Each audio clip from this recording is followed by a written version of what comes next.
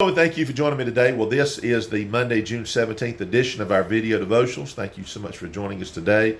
Hope your Monday is going well and hope you had a great weekend, great Sunday. Of course, Father's Day. We hope you fathers were honored and respected and just got a lot of attention, or if you were able to remember your father, if he's passed on, or if you had to make a phone call. Sometimes, they may be in a distant state or a distant area, and we understand that. But otherwise, we hope all the fathers had a great Father's Day.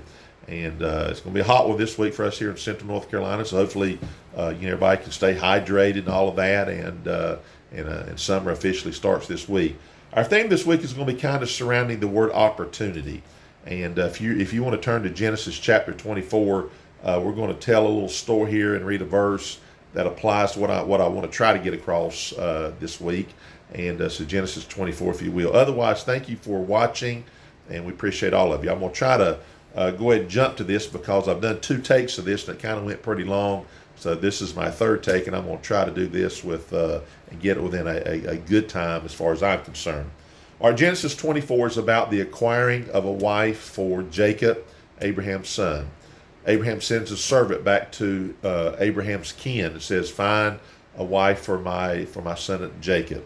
And he's like, okay, you can imagine there's no person that's named. He's just got to go there, and it's got to be figured out. And certainly, I think both are saying, certainly the Lord will direct us. So they get there, and so they're in the right area, Abraham's kindred. A lady by the name of Rebecca approaches them. That's verse 15. If you want to read that. And then, of course, the camels and everything need something to drink, and that's kind of being spoken about and done. And then it's kind of like, you're going to need a place to stay. And he's like, yeah. And she invites them back to her father's house. So now he's thinking, this sounds like this is where I'm supposed to be at. Verse 27 says, "And he said, Blessed be the Lord God of my master Abraham, who hath not left destitute my master of his mercy and his truth, I being in the way." Now there's the phrase, I being in the way, the Lord led me to the house of my master's brethren. So we know that indeed Rebekah is going to be the wife to Jacob, and all this is going to work out. What's interesting here is about this phrase here. Here's this servant who should have been very concerned about, I hope I find the right one. And when you trust the Lord, of course, that's going to work out that way. But it says, I being in the way. So there is such a thing as being in the right place at the right time. And I believe God can lead and direct that. I'll tell you two events that happened, one yesterday and today, and that I think will kind of correspond with this. All right, so yesterday, of course, my wife and I, we arrive at church. We arrive about an hour before church begins. We got our parking lot gated off, if you please, chained off, because we had it redone, and people have kind of taken advantage and done a little bit of destructive things, if you please. So I'm there, I'm undoing the chain. As I'm undoing that and putting it off the parking lot, a man, about the time that I finished laying that on the ground, well, he's right there. He had been walking this way. And that's not unusual for people to walk by our church. We're in a very busy area, a lot of retail places and all that, not unusual at all. Well, he sees me, and he says, would it be okay if I came to your church? I said, certainly. I says, look, I'm going to go in here. I've got to do some things before church begins, but we start at 11, and why don't you come on back and join us for church? Well, he does. And a very humble man, probably, I don't know, early to mid-20s, something like that. And so I preached the sermon, and it's about honoring fathers. And, of course, I'm at the altar, and we're doing our invitation and speaking. If there's anyone here that's lost, needs to be saved, come on forward. Let us help you. Well, this young man, he steps out on his own. And he comes down, never been to our church, never met anybody at that church. And he comes down. I have one of our former pastor lead this young man to the Lord. And he gets saved, and there he is. He comes back Sunday night, and we have choir practice. And I just say, hey, if you just want to sit up in the choir with us while we're here. He just kind of wanted to hang around, you can kind of tell. And he's just glad to be around people that seem to love him. And so here's the point of this, though. If I or he had been 30 seconds off, he would have been past me. We wouldn't have had the conversation about coming to church. He was just walking by, and he happened to see me. I don't think he sat somewhere waiting for someone to open up. I think he was walking, and it just so happened, boom, we were in the right place at the right time, and there he was. and it seems like the Lord just made that happen just like that. Let me tell you another one. Now, I already had plans on giving this Bible study with just that story alone, and taking advantage of the opportunities that God gives us. Well, I get back to church today, and normally I park over on the other side of the building, in which it's not gated off, but when it gets real hot, I like to put the vehicle in the shaded area, just kind of protect the paint. Well, to do that, I've got to undo the parking lot again. So I'm undoing the parking lot, and I look over, there's a main parking lot and a smaller parking lot over on the other side of the building, and I look over there and I see a van sitting there. I don't know who it is. It's not unusual. People park over there and meet people and all that kind of thing. Well, I look over there and think, well, probably they need something, I guess. And so when I get done with this, I'll walk over there and see what they might need.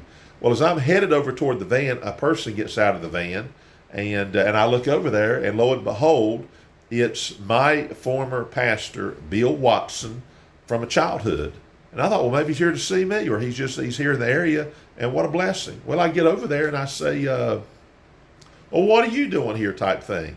He says, well, I'm supposed to meet, and he mentions another man's name, and I'm supposed to meet with his in-laws who used to go to church with us as he's speaking, and they're in their mid to late 90s, and I think they would love to see you because, they loved you, and Brother Bill left the church in 1978. I got saved in 1976, but just a big, powerful part in my life, and I said, well, that's wonderful. I'll wait with you here till he gets here.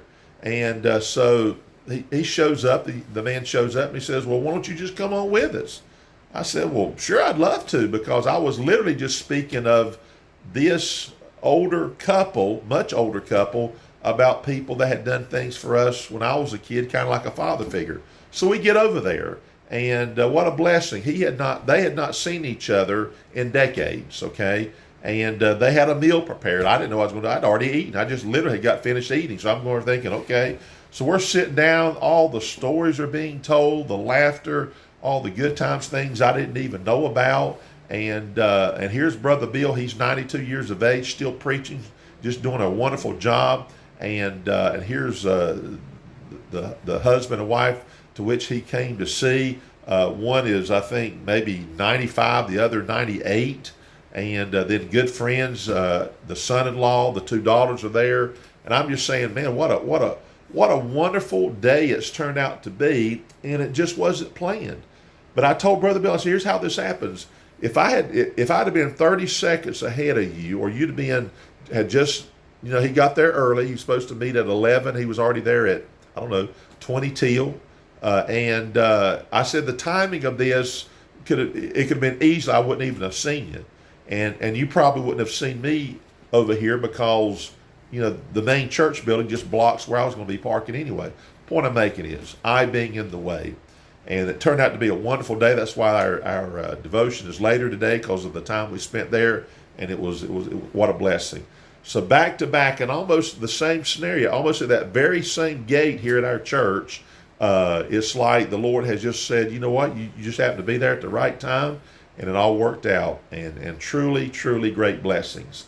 So what I'm saying is, everybody that is a child of God, if they'll just say, Lord, I want you to use me, help me to be a blessing, help me to be a witness, whatever it is. It's just amazing sometimes when you're where you're supposed to be, then God makes these things happen. Just like the servant said, I being in the way. So be in the right way, be where you're supposed to be, and the things that can happen are just tremendous. So I'm very much blessed, and pray for the young man that got saved. He's supposed to get baptized this coming Sunday. We've talked to him about that, but the devil doesn't like it, and so we just pray for him to have an extra good day, a victorious day, and but otherwise, let's be like this servant. He was told to be where he's supposed to be. He went there, and the Lord led him to the very right person, and it all worked out. Why? I being in the way. So you just decide to be in the way where the Lord wants you to be, okay? All right, have a great day, safe day, healthy day, as we all say, and Lord willing, we'll see you tomorrow. Thank you.